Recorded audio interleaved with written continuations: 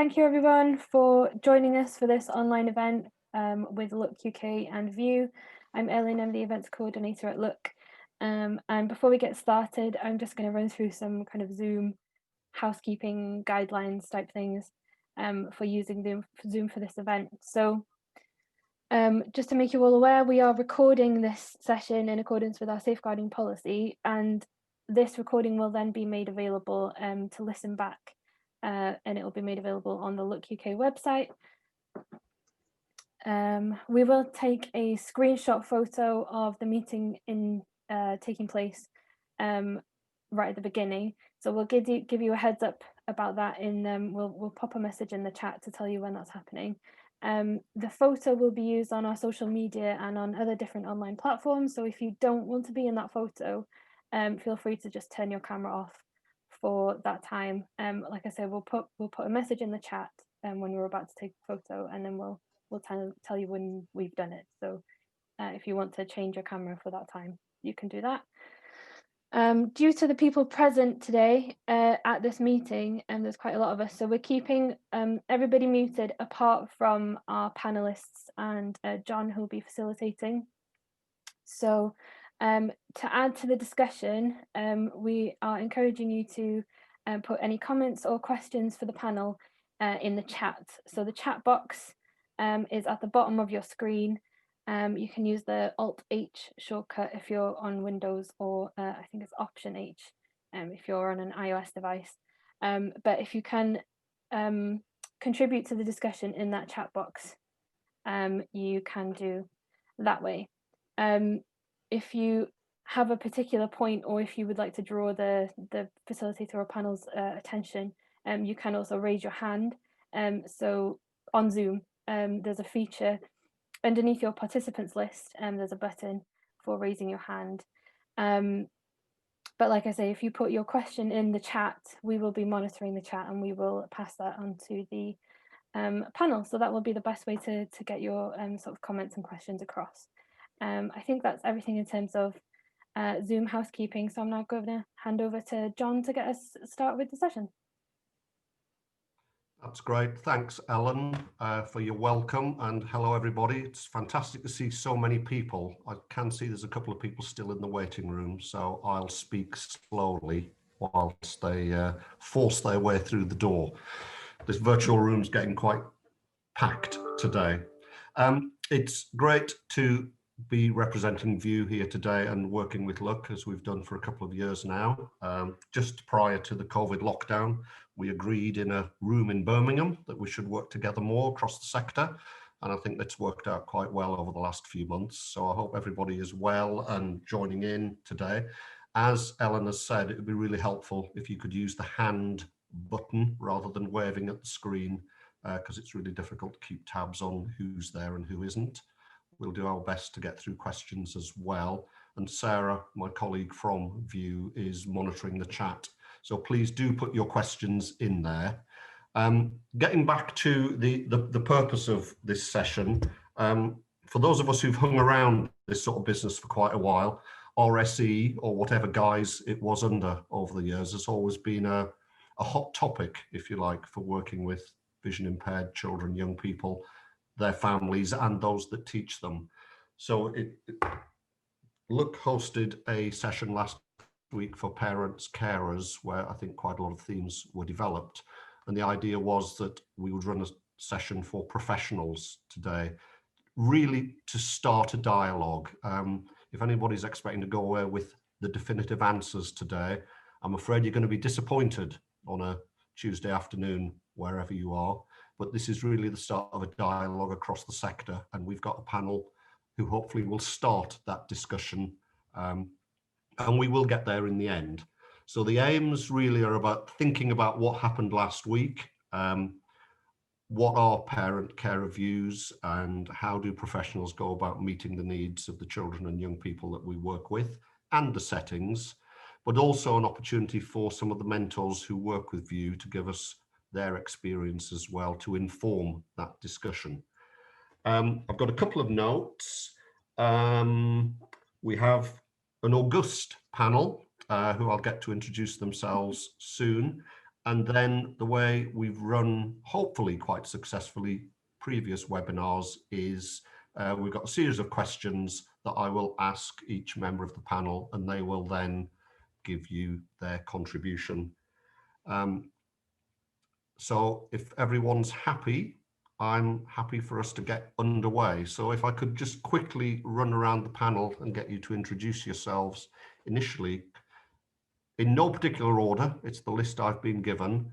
Kathy Wright, please. Could you just say a few words, Kathy? Hi everybody, it's lovely to see so many people here. So I work at New College Worcester, which is a residential special school for young people with poor vision, so either totally blind or partially sighted. I'm the PSHE coordinator and the pastoral head of lower school. So it's my job to coordinate and deliver the PSHE programme, which of course includes RSE as a very fundamental part of its programme. So that's my job. Thank you, Kathy. And could I then move on to Fiona? Hi, I'm Fiona Broadley. I'm the Senior Rehabilitation Specialist for Birmingham City Council. I'm based at Priestley Smith School in Birmingham, which is a specialist school for children with vision impairments. And I am responsible for delivering, obviously, the HAB curriculum, but also I have a special interest in delivering RSE and particular sex education to students in Birmingham. Thanks, Fiona. And next on my list is Jenny Harrison. Hi, I'm Jenny. I'm one of Luck's mentors. So I help mentor young people and support them with whatever they're going through. I'm really excited to be on the meeting and have so many people involved, because from our sort of previous focus groups and meetings around this topic, a lot of things have come up that and we've discovered that everyone working together and singing from the same hymn sheet feels like the best way forward. So it's great to be reaching so many people through this meeting today.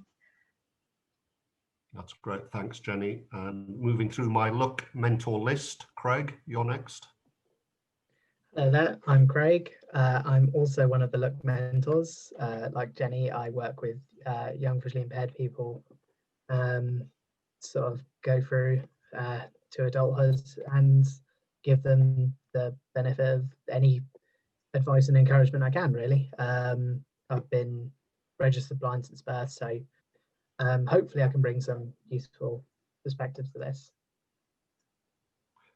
Brilliant. Thanks, Craig. And Gigi, you're next up. I love the way you pronounced it. I'll go with Gigi Gaga Goo Goo. It's actually Gigi. My name, don't worry, John.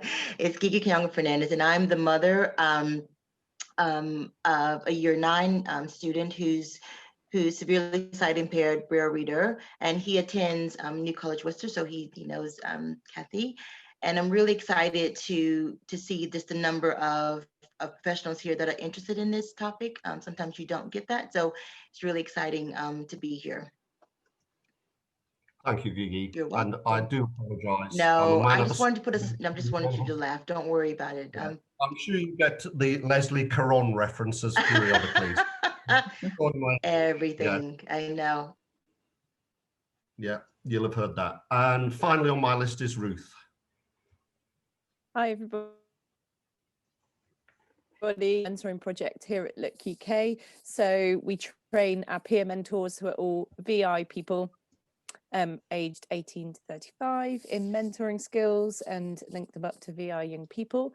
We've got the wonderful Jenny and Craig with us from the project today.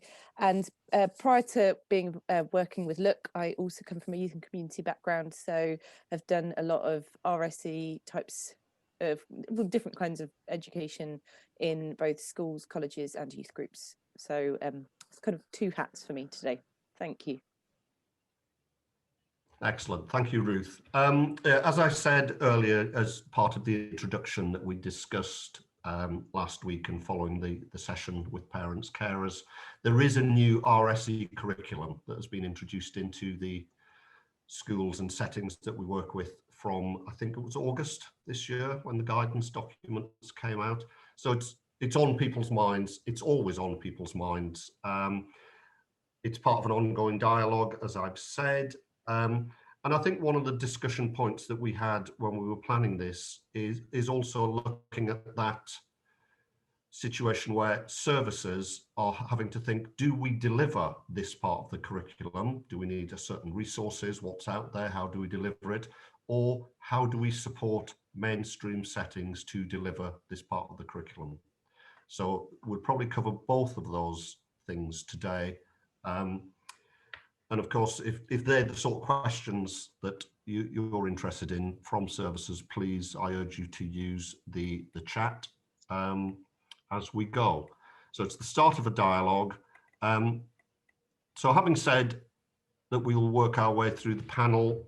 They've done their introduction. So Fiona, if I can come back to you initially, could you tell us a little bit about the new curriculum, your understanding of it, and what you feel we as practitioners need to know about the implications for vision impaired pupils? Right, so the new curriculum, actually, if you've been working, particularly in special education, isn't anything that new. What's new about it is that there are now statutory elements to it that perhaps have not been covered in mainstream schools previously. So there are the three main strands, I suppose. There's health and well-being, there are relationships, and then there's all the other bits that used to be called living in the wider world. So they're similar strands, but they're now all much more joined together and more to do with the whole relationships around everything and everybody. So the topic areas are, as I say, health and well-being, healthy relationships, being safe online and offline, managing feelings, respect for others, diversity, and developing self-help skills and confidence. And then the bit that everybody worries about quite a bit more is puberty and sex education. There is no requirement at primary to teach sex education at all. There is a requirement to cover puberty because obviously there are children within primary who are going to be going into puberty, and there are girls who are going to be starting periods. So it's really important that it's covered at an early age. You can choose to deliver sex education in primary if you wish, but it's not a requirement. It is a requirement once you get into secondary. And the whole of the curriculum has to be covered by the time a child leaves school. So it really depends. If your child's leaving at year 11, you need to have covered it by then. If you know students are staying on until they're in year 13, you can spread the curriculum out. I can't remember, have I missed anything out, John, do you think? Is that a general enough guideline for you? That's really helpful. The other point you brought, Fiona, was the idea of schools being able to design their own curriculum. I knew I'd forgotten something. Yes, so from a QTVI's perspective, you may have problems because each school has a lot of freedom in choosing what they are going to deliver. So you might not find exactly the same curriculum in every setting. So there's going to be a little bit of give and take. The other thing is that although there is a curriculum, it's extremely vague. So there is a lot of possibilities that you can work with. And the other thing is that you don't have to work to ages. You can work very much on stages. So if you have a student in secondary who actually still needs to be working along the primary curriculum, that's fine. It's stage, not age appropriate. There's nothing particularly in any of the guidance, despite repeated requests to the DFE to cater for the needs of visually impaired learners. And in fact, when I talked to them about the needs of SEN pupils in general, their response was, well, you people are already doing it. You know what you're doing, which is not terribly helpful. Okay, is that a reasonable start for us? I think that's a good start. The DFE being vague and services being asked to just get on with it and be flexible and willing to support. Yes, I think we've all heard that one before, haven't we? Yeah, that's excellent. I've just had a message to say that Kathy, a fire alarm, I presume, has gone off at New College, Worcester. So Kathy seems to have left the virtual building. So if we can skip on to Ruth, just some feedback, Ruth, on some of the themes that emerged from the parental family session. Yeah, thank you. I'll go into the themes from last week in a sec, but I was just thinking, I've got, in all this vagueness from the DFE, there is wording on the DFE on their, we'll have links to send you afterwards. I can't remember where it is in their bump about where, like the protocol for schools, but parents have got 3 points at which they have the right to withdraw their child from the sex education in high school, but it is a very tricky process. So potentially that might be something that you might want to be aware of, because you might have learners whose parents want to withdraw them. But it does seem quite a complicated process. Regarding what happened on the 13th, I'd say the mood in the room was very much parents who did not want to withdraw their children. They were interested in the education and wanted to find ways to support that learning at home as well. So in terms of the areas of interest that came up from the parents, they wanted to find ways to develop their own confidence and skill set into discussing puberty, bodies, boundaries, relationships and sex with their VI children. The subject of boundaries came up a few times, because especially for parents whose children have not had useful vision from day one. So especially for the example was a teenage boy who knows that a female body, because he's heard it, he knows that the female body is different to his own body, but he's got no visual reference. He's not had the incidental learning of his peers. And for example, there was a boy who was really interested to know what breasts were like, and his mum was really interested in discussing like how she can reinforce that you can't just ask someone, can I touch your breasts? How can you have those conversations about what people's personal boundaries are, what's appropriate touching, what's not appropriate touching? And the conclusion from the panel and from the room was obviously the learning can be reinforced everywhere, but it's the whole community supporting that child. So the clear boundaries can be set both at home, with their HAB officer, with teachers, with their TA, and that message is a mutual message. And to have clear and straightforward language. You don't need to worry about being ambiguous or trying to cosset the in-person from the word of no, you can't do that. But there were also some useful kind of tricks that Fiona and Kathy and Fiona's colleague Susie have developed as well in these areas. So for example, to get away from somebody wanting to touch someone's body, maybe give them a bra, a soft bra that's molded so they can know what breasts are actually alike, because it's not, it's understandable that the young person's interested, and you need to give them a safe place in which to learn what breasts are like. And parents were also kind of interested in when they should have when was the right time for them to have a conversation about puberty, or when was the right time for them to actually explain what sex was to their VI child. And the big message that Fiona's already addressed is that it's age and stage appropriate, that you might want to don't look at this as one conversation. This is a series of conversations to be having with your child, and it'll be really interesting to know what's on their syllabus at school, because there'll be different moments in their journey throughout their education that they'll pick up topics at school and maybe want to then carry on the conversation at home, that you're using a clear, appropriate language, the proper language for things as well. So should they need to talk about it to maybe a healthcare professional or reporting parts are.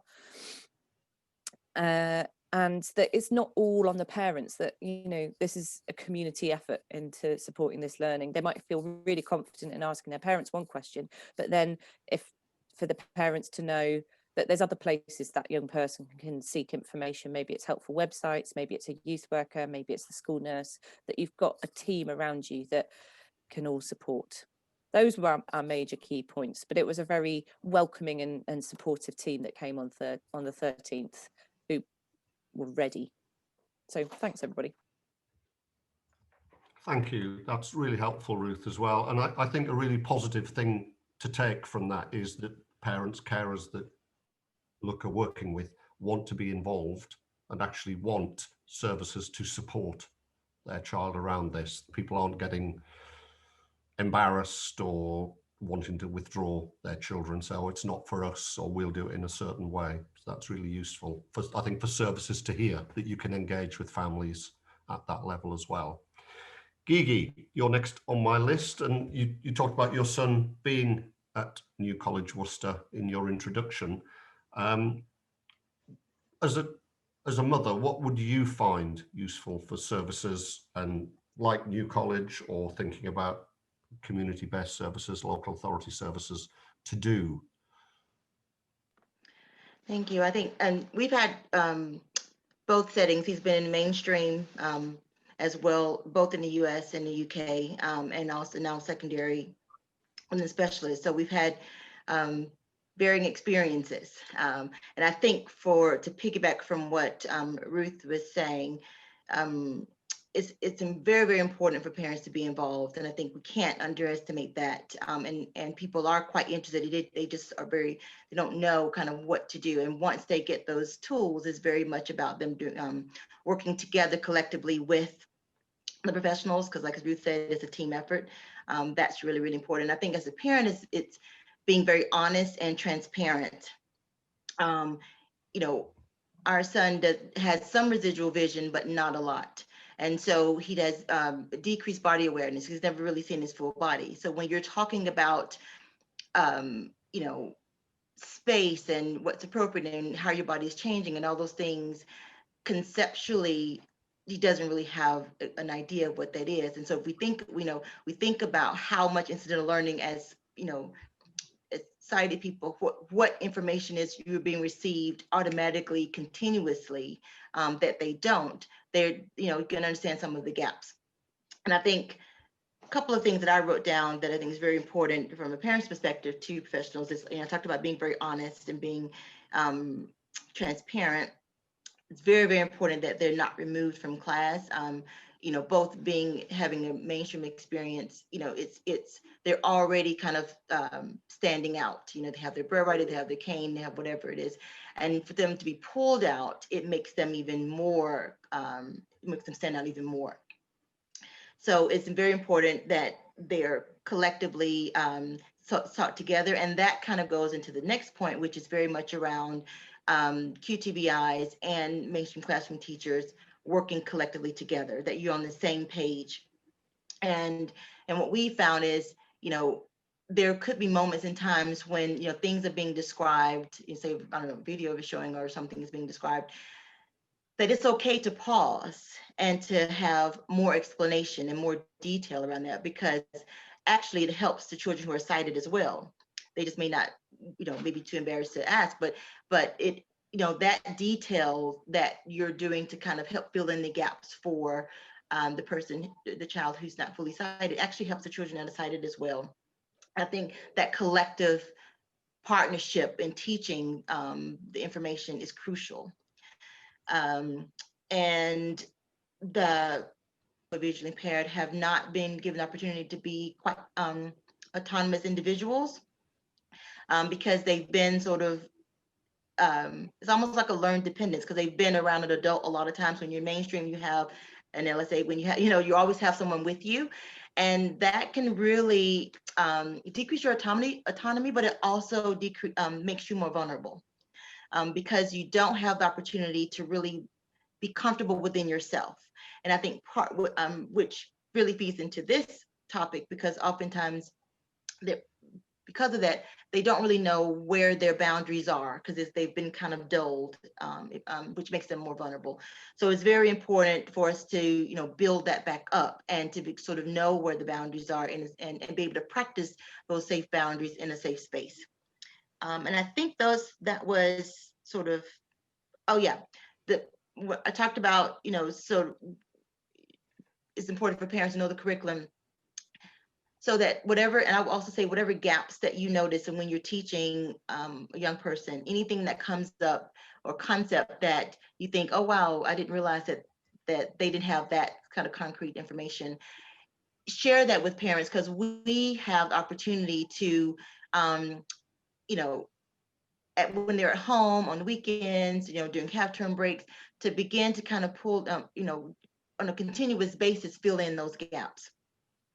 So don't be afraid to sort of talk with parents, and don't be afraid to say, you know, hey, we talked about this subject and this came up, because the parent can also maybe give you insight into why that gap is there, or what experiences that child has or has not had.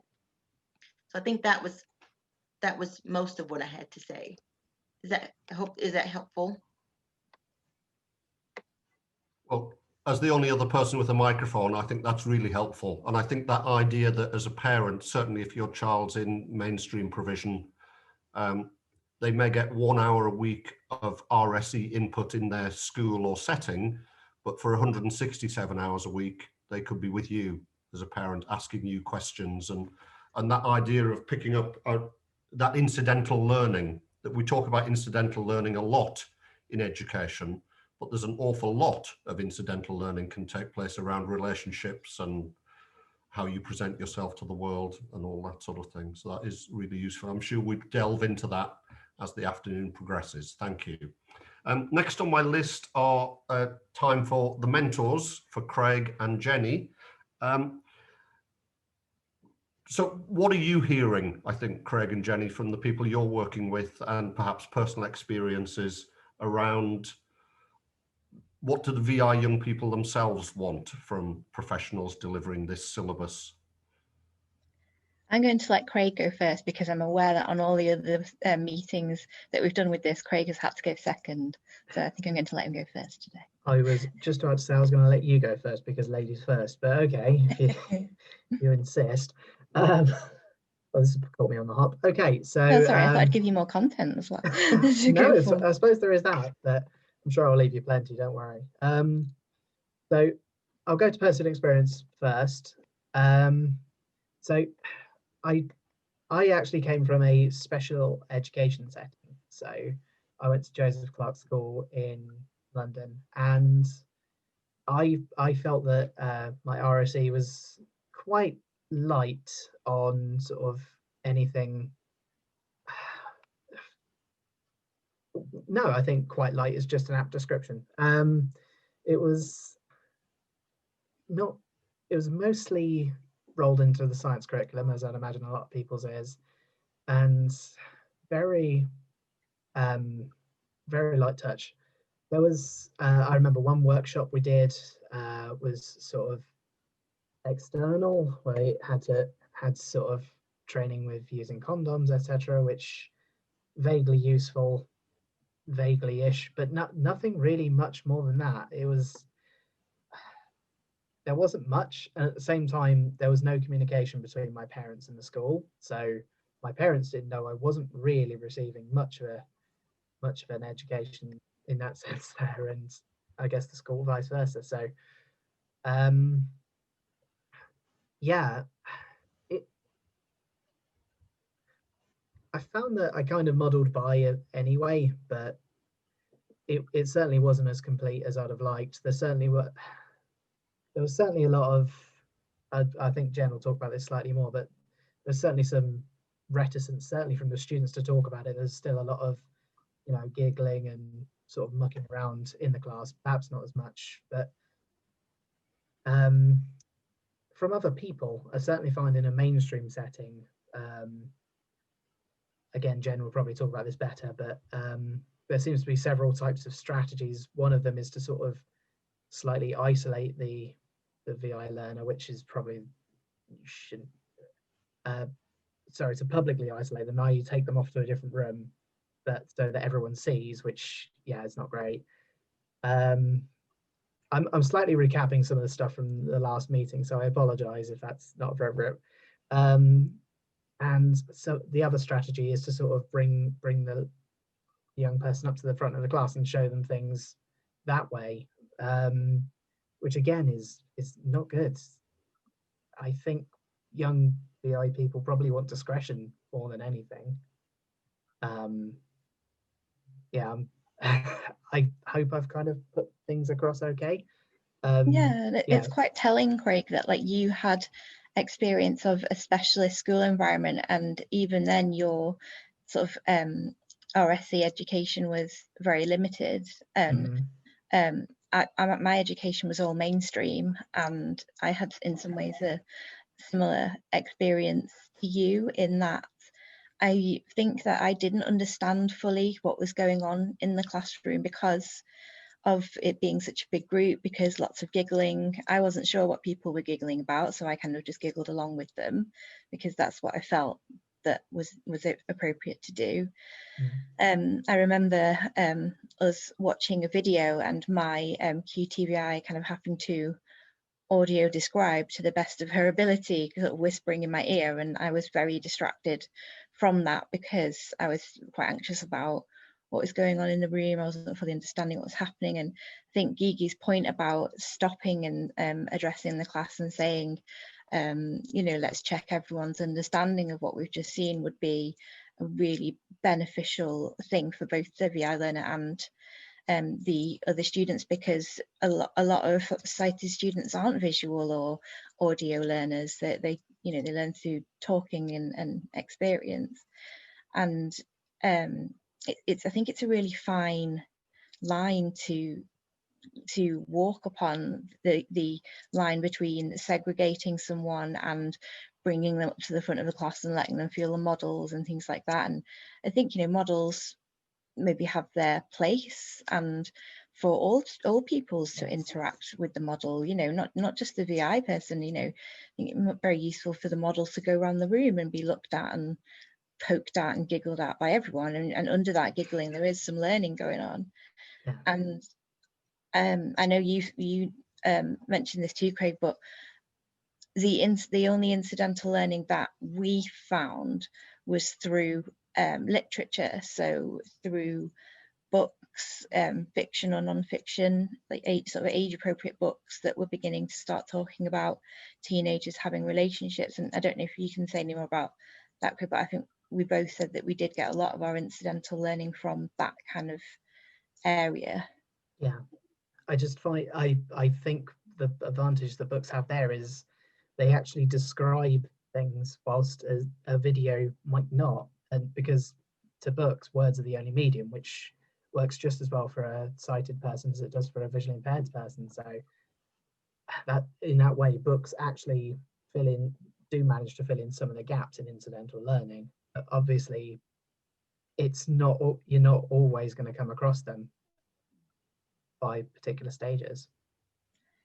And maybe, you know, going forward, because this is so new and so sort of in its infancy, that we all don't fully have the answers to all of the questions yet, but in you know, in future, maybe joining in with some of the audio libraries or an IBEA caliber, and you know, with them discussing books that are appropriate for certain ages, and but also being able to use the stage approach as well, like at you know, the QTVI or the parents' discretion about what their children read. And I think both me and Craig, by the sounds of things, have fallen down this gap between communication, so communication between teacher, QTVI and parent. And I definitely found that, and especially with puberty, because I didn't really have much communication with my parents about puberty, and I don't remember having any in school. And I remember being older and having to Google how to use a tampon, and I couldn't find anything that wasn't visual, and it was a really stressful experience because I just didn't know what to do with them. And you know, I think again, a teacher and a QTVI could hopefully work together to produce a curriculum that involves all of the people in the class passing around a tampon or a pad. And I think it's really important that, you know, I think we mentioned it on our last meeting about boys knowing about females bleeding, and I think it was like Fiona or Kathy who mentioned along those lines, and I hadn't really thought of it from that sort of aspect, so I found that really interesting. Yeah, I kind of feel like it would really help the empathy for boys to know about periods. And I don't know, the sort of segregating boys and girls approach there, I think probably does slightly more harm than good in that sense. I don't know if that's still the case now, but it certainly was when I was at school, and probably the same with you. And I think it's a difficult one John with here. oh, sorry, John. Go ahead. I just think it's really helpful, that summary of your experiences and those of people that you know, that works in a sense. it seems as though people often still revert to that very mechanistic approach. I think we all come to this and we say we're going to talk about relationships, about how people interact, about learning from each other and all that sort of thing. And we still, excuse me, but I have been around a while, we still get back to talking about condoms on carrots and condoms on various items of fruit and veg. And I think sometimes we need to recognize that sometimes the people doing the teaching may have had a very mechanistic approach when they were learning about whatever RSE was called in their day as well. And I think, as you said, Jenny, this is an opportunity to start dialogue and conversation across the sector about getting it right. So that is really helpful. Kathy, this segues beautifully into you returning from putting out a fire. Fortunately, not necessary. Oh, good. I was just worrying about your insurance premium as well. No, we're all right. Unannounced fire practice, all out in 3.5 minutes. Brilliant. Jolly good. There's a euphemism for sex and relationships there as well, isn't there? But we'll talk about that later. One of the questions raised around registrations was supporting VI pupils beyond terminology that we've just talked about and Craig and Jenny talked about there. What do you do when you're teaching this to get people understanding concepts and maybe the more intangible elements of relationships and sex and education? We do, I mean, mostly it's every single situation requires a different approach, I think. It depends on the child, it depends on the class, it depends on the time of day, but it's usually a combination. But I think the main thing is just extra explanation, being very, very explicit, trying to sort of experience the questions from the student's point of view. Other people have made models, but I am absolutely rubbish at models. So other people will probably say that they found some really helpful models, but it's never worked for me particularly. So I think Jenny and nail on the head about books and fiction. My other job is librarian, so I would say that, wouldn't I? But you can get such an understanding of feelings and relationships, bullying, peer pressure, thinking about having sex for the first time, sexuality, gender identity. All of these things are portrayed brilliantly in the young adult books. We really are in a golden age of young adult literature and have been for, you know, quite a few years now. So and I know, you know, teachers, QTVIs have got no time at all, but reading as much fiction, young people's fiction as you can, and it helps you to send the right book to the right child at the right time. And it really does make a massive difference. So I would really, really recommend that. And just lots and lots of talking, putting things in context, using case studies, not just talking about things coldly and without any context. Just put it into real situations as far as you can. Does that help? I think it does. I think that idea of it's not just a session during some time in the school year that you're talking about relationships and people are learning from literature and things throughout the year, and it's just embedded across their learning is really important. And it's not just like you have this lesson in this year group on this day, you know, in the spring term you will do about blah blah blah. It's ongoing it's continuous from the time the young person enters your school to the time they leave, and at some point various things click into place and then you can make it go up a level. And then we have been able to make use of visiting speakers. When in those days before COVID, when things were allowed, we had a marvelous visitor from the sexual health education people in Worcestershire. She was absolutely superb. And I think, you know, hopefully in various areas that people do have access to visiting speakers, and they are really good because although the students will listen to you and learn from you, they just seem to, it adds another dimension having a visiting speaker. It makes it all more sort of serious and gives it status and things like that. So if you can get your hands on a visiting speaker, that's well worth doing. That's really helpful. Thanks, Kathy. Fiona, you, in part of your notes that I've got in front of me, you talk about this idea of working with the teaching assistant. And actually the words I've got here is sometimes they can act as a buffer between the learning and the young person themselves. Do you want to talk a bit about that. One of the things that was, sorry. Oh, sorry. There's one more. There's a very intriguing message in the chat which says, get Fiona to talk about cough syrup. Yes, I agree. I relate. Okay, but let's deal with the first bit first, and then I'll come back to the cough syrup. So in the previous group, we were asked about when and how you could teach social skills, because that's very much part of relationships. And we talked about starting it very early on. And again, it's another of these things that is, you build on it and build on it. So you start at a very young age and you work with the children so that they get used to talking about themselves and then making compliments to one another so that there's a dialogue going on. But one of the things that does concern me is it's great when a student has a TA and that TA is supportive, but there is a problem then when that TA is glued to the side of the child and actually acts as a buffer between that child and their peers, so that the child is not able to develop social relationships with their peers as they would like. And I think that can be educating, particularly in the playground, so that there isn't someone always between peer groups, so that children with vision impairments do actually get to integrate with their peers and start their own dialogues and learn from that exchange rather than one that's just orchestrated. Going back to the cough mixture, Jenny was talking about tampons and sanitary towels and things like that.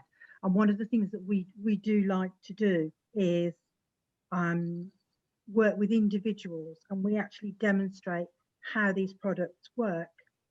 And we find that cough mixture, and if you've got some useful site, dyed red cough mixture, has the same sort of viscosity as blood.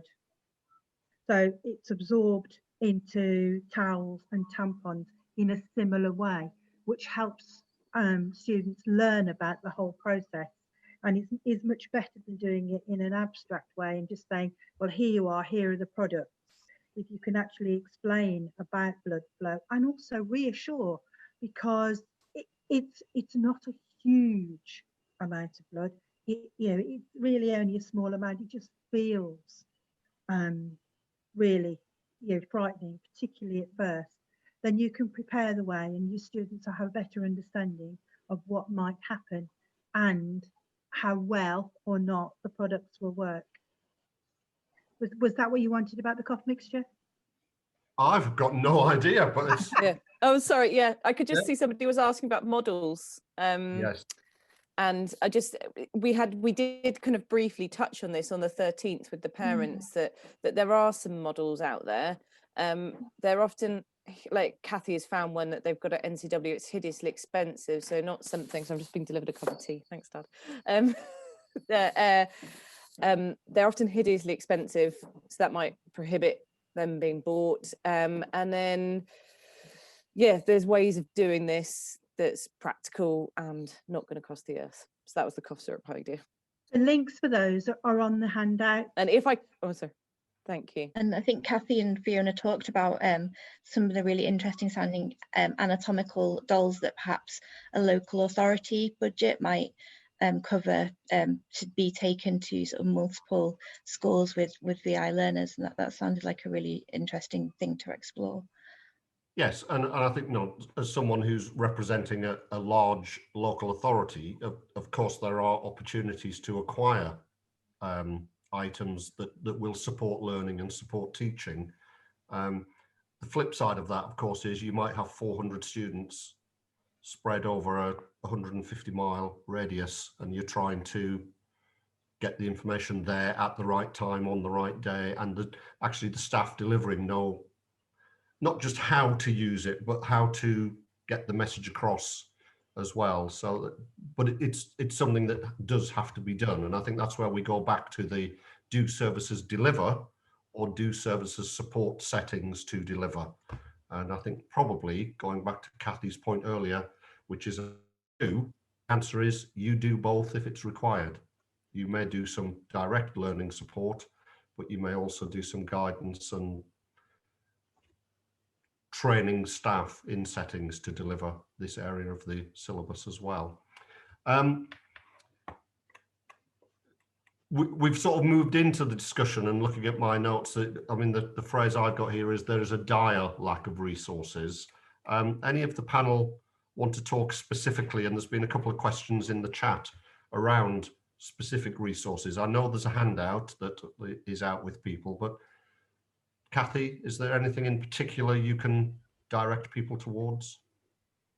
Well, there's a company called it's a charity called Body Sense, all one word. That's where I got my model from, which is it was about £400, but it's a very accurate model of the female reproductive part, sort of waist to thigh.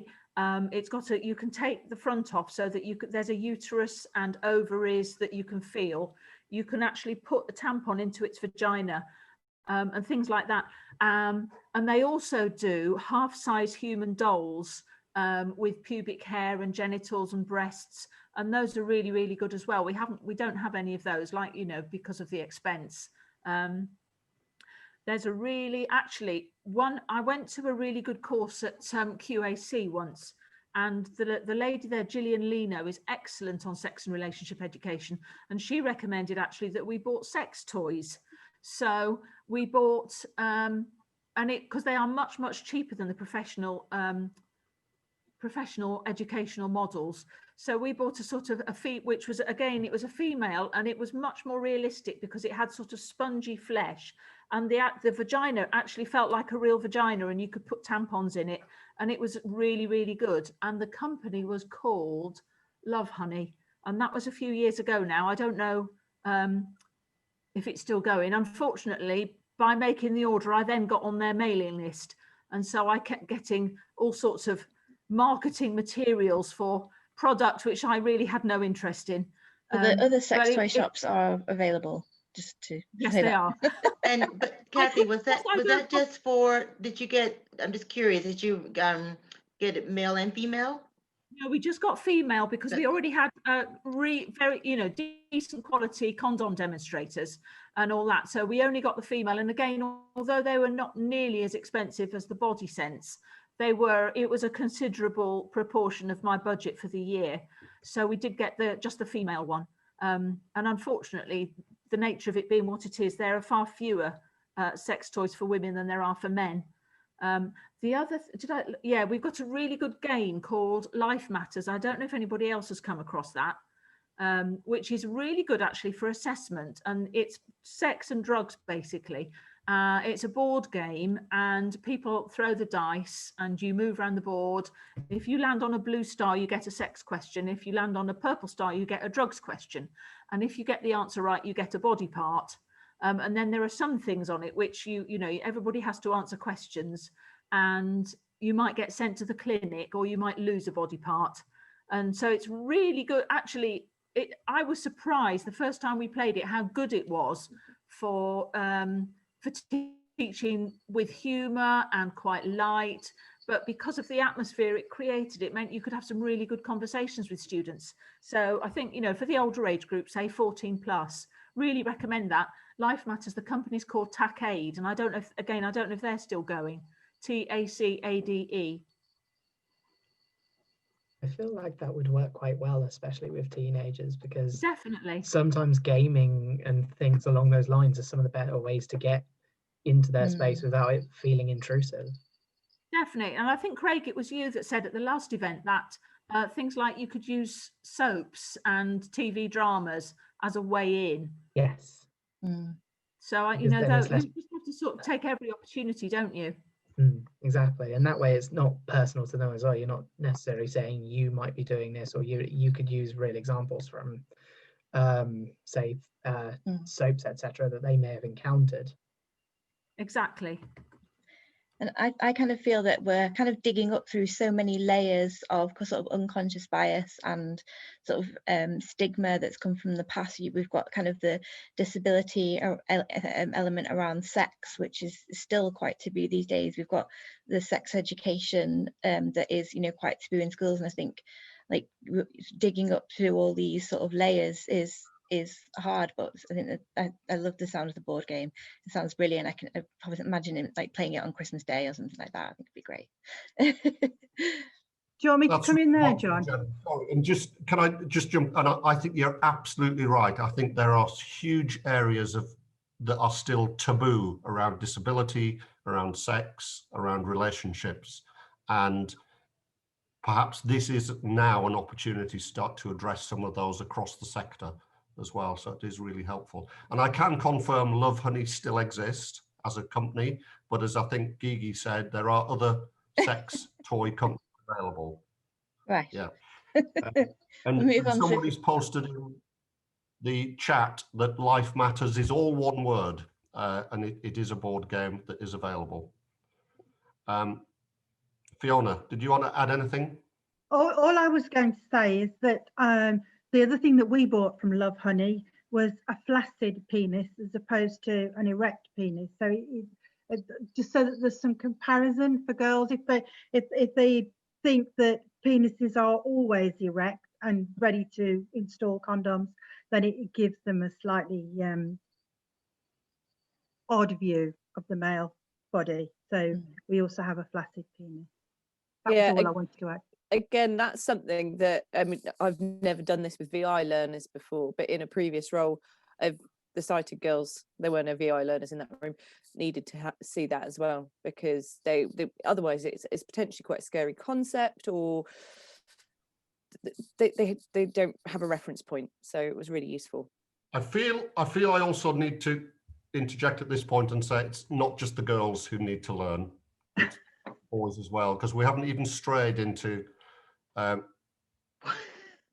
sexual identity yet. Yeah. As well. Yeah. I mean, one of the things, can I just interject one thing? I think one of the things that's helpful, could be helpful, is we need to think about people as people. I think sometimes, because I think of my son as my son who has a visual impairment. And so he's a person first, and the visual impairment is a part of who he is. And I think that's incredibly important, because if you put the visual impairment first, that's what you see, and that's what you cater to only. And you forget that there's so many different layers of that person that's underneath that visual impairment. We all have things that are a part of who we are. And I'm not saying to, there is a specialism in that, and you have to understand, that, sight really, if you have loss of sight, it does impact your understanding of the world. But I think when you're talking about approaching this subject or any subject, if you think about them as individuals, the emphasis is slightly different, because so then you say, well, how would I mean, it's just like, he's a Braille reader, he's a proficient Braille reader. And we've had people say, well, why would you teach him Braille when you have audio? And I think, oh my goodness, would I ever tell a sighted person don't learn how to read? I would never tell a sighted person to not know how to read. It's literacy. And so I think sometimes when we separate too much, we forget that these are individuals, and they bear with varying needs, just like we are. And so anyway, it's very important. I mean, I never think of him as a disability first. I always think of him as Alejandro, who has a visual impairment. And for me, the emphasis is incredibly important. I think that's really valuable to hold that in our thoughts whenever we're having any discussions around this and lots of other subjects around vision impairment, which is, you stay child-centered and young person-centered. And I think that that's come across very strongly in the discussions that we've had today. I feel we're moving towards the two questions area. Looking at my email on the other screen, one of the questions that's come across is trying to support children in mainstream and supporting schools to deliver this is often that the sessions are delivered without any reference to the vision impairment support service. So as Katerina has said, there is no time to prepare. And it is often delivered, as we've said earlier, as it's Tuesday in April and we're delivering this today. Does anyone get any thoughts on trying to perhaps move mainstream settings away from that model? I do, in the absence of anybody joining in at that point. I think one of the things is, I think it is beholden upon the visiting teacher and the services to be asking at the outset, when are you delivering this? How are you building it into your curriculum? And is there anything we can do to support you? And you start that dialogue with the settings. I think it's one of the really big things that we've come across when having all these discussions is the sort of disconnect between the schools, the curriculum and the QTBIs or TAs. I think it's one of the main things that we've come across, and as well with the parents, it's this joined up, everyone talking to each other thing that we really kind of want, and it's difficult to think of a way around it, to you know, try and think of having more conversations with teachers, and maybe them having some awareness of how we deliver this kind of information to young people, because as I said at the beginning, the reaction to this new syllabus is, oh, you just get on with teaching your young VI person as you usually would, and that makes me really sad, because I feel that that's quite, you know, it makes, I think it's quite dismissive really, and that makes me quite sad that that was the reaction. Pushing it away from them, because I guess they perhaps don't have all the answers either. Maybe something out of all of these conversations, out of all the resources we've put together, might inform future decisions of theirs to be a bit more inclusive of that. But I do agree. I think the 2 points that seem to be coming up a lot here, like Jen said, the communication and the word dialogue keeps being used. I think that's something we should really look into, because as opposed to it being, I think as Kathy said, it shouldn't just be a lesson. Therefore, you've done your lesson. Therefore, you know everything about sex and relationships. It needs to be more of a dialogue. It needs to be sort of worked in as part of your education, as part of your as part of your education and sort of support as you're growing up, essentially. That's really helpful, Jen and Craig. I think, and it is that's the strong message that's coming across both from today and what's going on in the chat and the feedback from the parent carer session last week, which is it's just got to be part of everything that we do, because no matter what form your relationships take, you've always got a relationship in some shape or form. Kathy's just offered to do a list to contribute to the resources. That's very kind. Kathy, thank you for that. And we will remind you. Yes, see, I'm reading it. One of the other things that, sorry, there's been quite a lot of room in the chat there. The role of habilitation officers and support staff in this, Fiona, can't be underplayed, can it? Because I think no, I was just in a conversation with Sue Mort, who's also right on here. Yes, because actually from a habilitation perspective, there are so many of the strands that tie in to the HAB curriculum. So when you're talking about the social skills, your habilitation specialist will be working on the social skills, will be expecting appropriate behaviour and respectful behaviour when they're out and about and dealing with other people.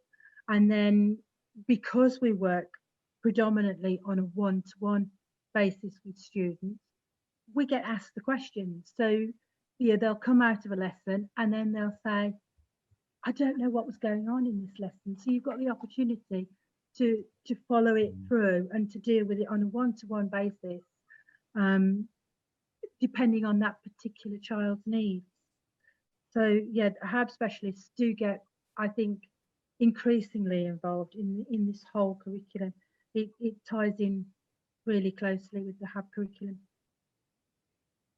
We had a discussion and I think about, just that dynamic relationship you can have when you're delivering habilitation, cane skills, independent living skills, etc.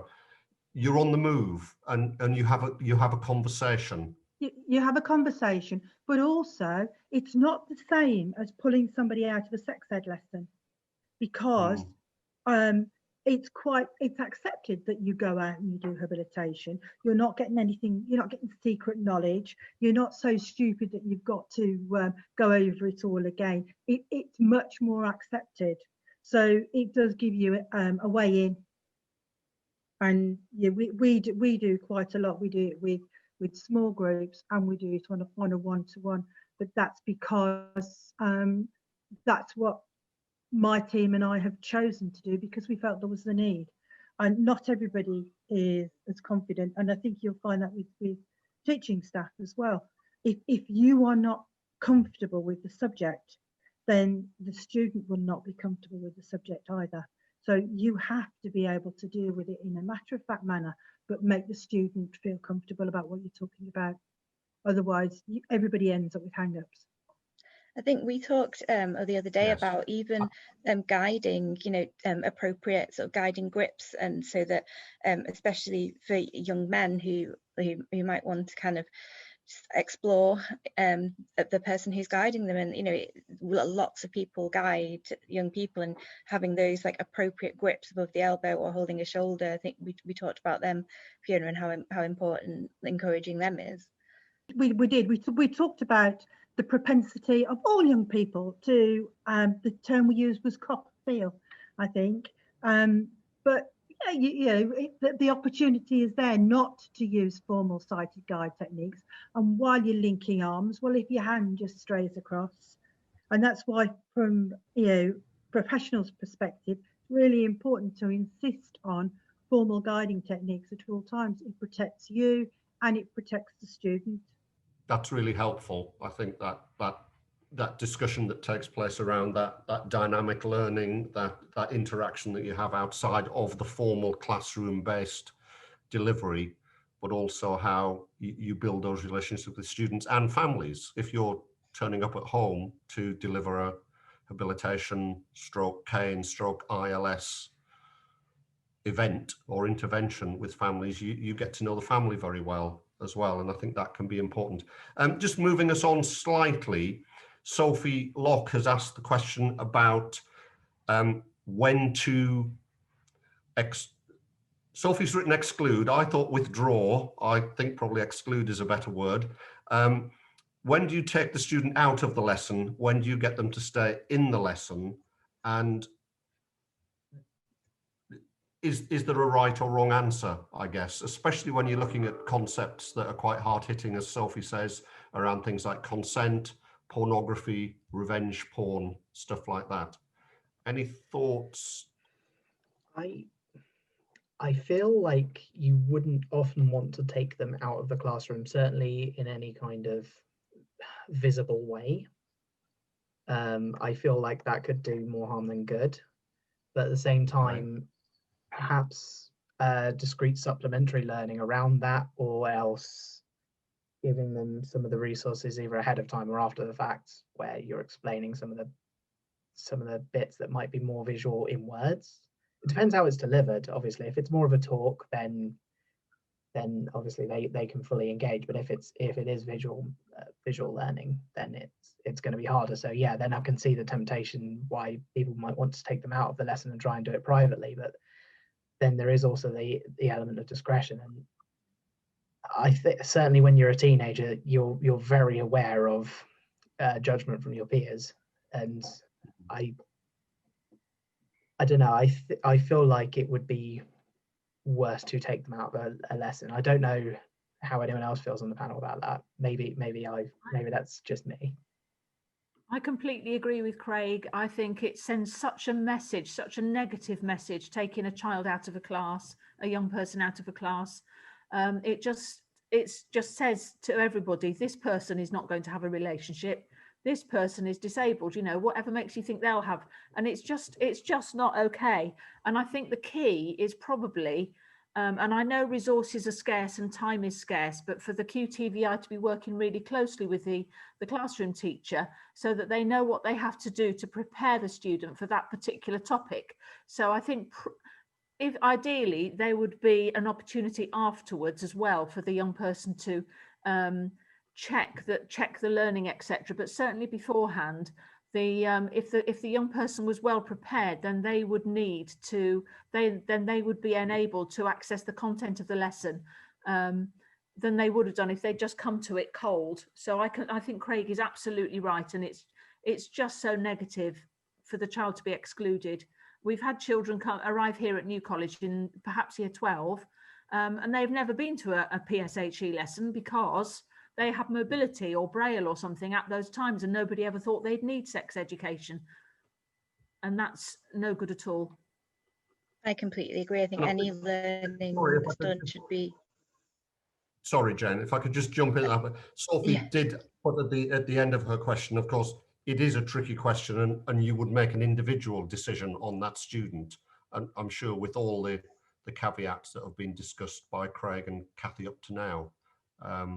And that idea of letting the student stay in the lesson, or ensuring that the student stays in the lesson, and then maybe doing some additional learning to support perhaps concepts, things that were missed during the broader lesson, is probably the role of the VI teacher, the HAB officer going in. Right, Jen, sorry, I cut across you there. Oh, it's okay. I was just saying that I think, as others have said, any learning should be supplemental, and the child should never really be brought out of the class for all the reasons given. But I feel that perhaps some resources that the young person can explore themselves might be useful. Say, for example, as we talked about books earlier, like some books that might be of interest for that specific topic, or direction for some websites. For example, I work for Childline, and the Childline website has quite a lot of age appropriate content on there, and that is stuff that the young person can access at their own free will and when they want to, and that's them making a choice that when they want to interact with that kind of content. That's really helpful. I'm conscious that it's about 20 to 5, and we will finish at 5 or before, because I'm sure you all need to put the kettle on after a couple of hours of this. One of the things that I'd like to do is get us to the point where we can take away from this, both look and view, even a list of the sort of resources that colleagues around this virtual room would like to see developed to support this part of the curriculum. So if you could start to pepper the chat with just maybe one-liners about things that you either would like to see are available, things that you found helpful, that sort of thing. If you could start to do that now, that would be really helpful. One of the things that, again, we've been asked in the chat is also anything that anyone can offer about support for people with profound learning disabilities or profound learning needs, as well as vision impairment. Whilst acknowledging the discussion today was around mainstream provision, is there anything that anyone would like to touch on that subject? Because it shouldn't be left to one side. Fiona. I can't tell you off the top of my head. If people want to email me or contact me through, I have got some resources that are specifically geared towards working with children with learning difficulties. I don't know how profound, but they are geared towards working with children with learning difficulties. We could perhaps look at those and see to what extent they would need adapting for use with students with visual impairment. The thing about the programs for students with learning difficulties is you do tend to get a lot of repetition, which is helpful anyway for students with visual impairment, because you pre-tutor and then you tutor and then you make sure that the learning is in place. So as a system, it works very well with students with visual impairment, and it tends not to be all video based, which I think was one of the things that we said previously was quite often a problem when it comes to sex education. It's easier for schools to park children and students in front of a video and hope that they pick up all the inference and they get all the incidental learning. and then go away and absorb exactly how relationships should be. And that just doesn't work with students with visual impairments. We have to have the dialogue. So some of the stuff for children with learning difficulties can be really useful. I'm quite happy for people to contact me directly. That's really helpful. Thanks, Fiona. Ruth, have you got any thoughts on that area? Hi, yeah, thanks, John. I went to an event run by the Sex Education Forum, actually, not long before we started this series of panel events. And there was a teacher there who comes from a specialist school background, who now works at the Sex Education Forum.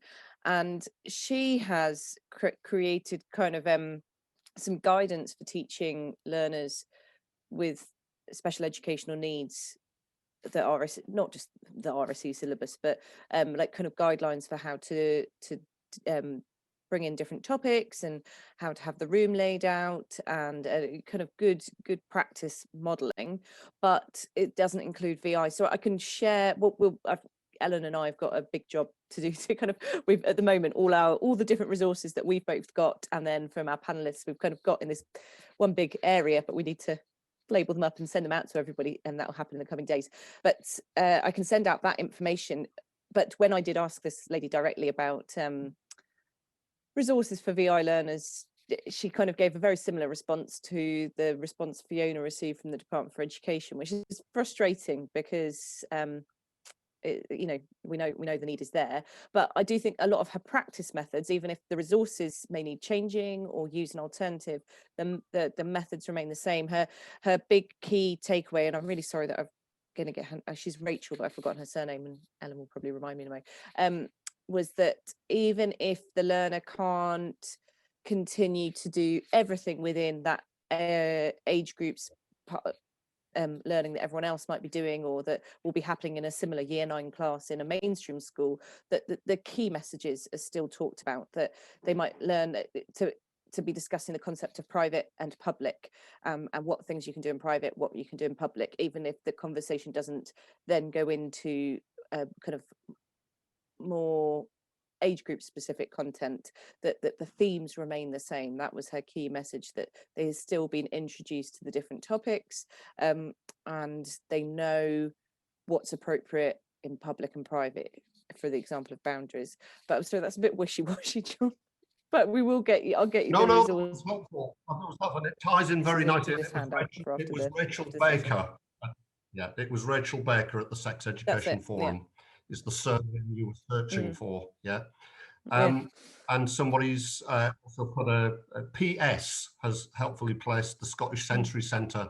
You seem to have a web area, just about everything, that they've got some resources on there, which I would imagine is, it says J Sweeting, which is a blast from the past. And it's got 98 written on it, so it could be 22 years old, but maybe in relationships some things never change, who knows. I'm going to start to draw the afternoon to a close, colleagues, if that's okay. And what I'd like to do is just go around the panel and just ask for a couple of sort of thoughts for us to go away with, and they can be around anything that has maybe piqued your interest this afternoon. So I'm just going to go around the way my screen is laid out. So Jen, would you like to go first? Well, firstly, apologise for any strange noises that were coming from my end before I could mute the computer. I was having a cat fight next to me on the sofa, so I need apologies for that. I think it's been a brilliant afternoon, and I think it's really important that we do try and sort of gather these resources so that none of them get lost, and we're not bombarding each other and everyone with resources. It's been a great afternoon, seeing everything that's going on in the chat discussions, winding these topics throughout a young person's education, school life. And I love the idea of the board game. I think I might even need to get it like for myself. Excellent. Thank you very much, Jen. Craig, you're next on my list. Okay, I think the first thing I'd like to say is it's great to see so many professionals sort of coming along to hear what we've all got to say about this. It shows that you're all engaged and can see the issues and want to help us improve, and that is really positive, because if we come together and we figure out the problems, we can start to work towards these solutions, which is really great. So thanks. I feel like the theme that seems to keep coming up is the sort of communication and dialogue, and I feel like if we can get the dialogue going between the QTVIs, the parents and the teachers, we can make this journey a lot smoother. And if we can put together some resources, both View and Look, then we can hopefully assist in getting the right information to young people, and yeah, make the sort of dialogue of RSE more just a smoother journey would be nice. If we could make that happen, that would be brilliant. There we are. Craig's left us with a challenge, everybody, this afternoon, so that's really helpful. Fiona? A couple of things. If you want to create a little box or a bag with resources in for just in case to sit in your car, it might be worth speaking to sort of local health providers. We get out-of-date condoms from the umbrella service here, which they're no use to them, but mean that we can take them apart and everybody can have a go at opening condoms rather than just looking at them, because that's an art in itself. So we have, you know, little packs that we can carry around with one of everything in, just so people can have a resource to carry. The other thing is I would recommend that you're aware of the websites. We talked about how useful the books were for students, but also it can be helpful to point students in the direction of websites that have got lots and lots of appropriate content that is easily digested and might actually provide the student with an opportunity to look something up themselves without feeling embarrassed. And I think we've got websites on there, but we did talk about Childline and Brook Advisory as being particularly good and particularly accessible. That's really helpful. Thanks, Fiona. Yeah. And Ruth? So my closing comment is really, I'm just excited that so many of you are here, because it just shows that dedication and support is out there for the VI community, for these young people to have access to what they should have access to. And it's not all on you. That was a key message that we said to the parents of the day. And I was just thinking, it's not all on the QTVI. You're straddling so many schools, so many students. And I know that potentially this is just sort of adding to your workload that you've now got, as well as chasing maths teachers. You've got to chase the PSHE teachers in a way that potentially wasn't on your workload before. But I hope with practice as well that those teachers and the parents will grow with you in confidence in discussing this, because once you actually start, it's not as bad as you think it's going to be. So yeah, just thank you for coming. That's brilliant. Thank you, Ruth. And Kathy, anything from the chalk face? Well, I think I just agree with everything that everybody else has said, and I'd also like to echo what a great session it's been, and thanks everybody for coming. Really, really good. I think what I always think about these things is that, and it's from architecture and building really, is that good design for disabled people is good design for everybody. And accessible lessons are not just accessible for the children with visual impairment, they're accessible for everybody. And other people have said, you know, you don't know what other people don't know either. And if it's accessible for our VI students, it's accessible for everybody. And that's the way we should be looking at it. That's great. Thank you very much. Gigi, before I come to you to give the parental view, there's a letter that's just come up, a question. Would the QTVI, or I guess habilitation colleague as well, need to get permission from parents regarding any reinforcement or extension teaching that was going to take place with the student? I have to say, as team leader in Norfolk, I wouldn't expect any of my colleagues who are sitting in this virtual room with me now to do that, because I think the understanding is that as a visiting teaching support service, you are going into the setting, so you would be covered by any agreement that the setting themselves had put in place with the with any parents, carers, or whatever their protocol is. but it might just be worth checking it out with the Senko or the PSHE teacher that you've chased down, as Ruth said, to double check that in case perhaps you had parents, carers who were not sure about their feelings around this aspect of the curriculum. So no real answer to that question, but I think it's a very good question to use as part of your relationship building with the setting and the families. So thank you. Gigi, what in the end do you want as a mother from services and schools? Well, to answer that quickly, that permission question, I think we've all, as a parent, we've always, we haven't we don't give extra permission. It's like once they're in the school, we're assuming that they will be receiving that. So I don't know if that answers the person's question. But I think what comes for me, I agree with what everyone said. I'm really thankful everyone is here. But this idea of circle of support, that we're supporting the student with visual impairment, we're supporting the professionals that's delivering the service, and we're also supporting the parents. And so it begins, when you think about it that way, it alleviates this feeling that one person or one service is responsible. And I totally agree with Craig. This is continuous dialogue and communication and training and support that happens. So I'm a quite visual person, we're talking about visual, but I've just been making this drawing, and it's really this huge circle with the young person in the center, and then everyone else is kind of circling around it. So that for me, as a parent, I think it's crucial, because the times when we've had issues is when that circle has been broken. And something hasn't been communicated, or something, you know, hasn't been done. And so there's a lot of assumption that goes into that. So I think if that continuous circle is happening and people are open about it, it just makes things so much easier. And we don't have all the answers, and it's okay to not have all the answers. We're working together to try to collectively get them. I think that's a great thought to finish on. So thank you, Gigi, for that. It is that the session today, we started off by saying this will not give you all the answers. And as Craig has pointed out, the word dialogue has been used a lot during the last 2 hours, or 1 hour and 56 minutes. And it's important that that dialogue continues.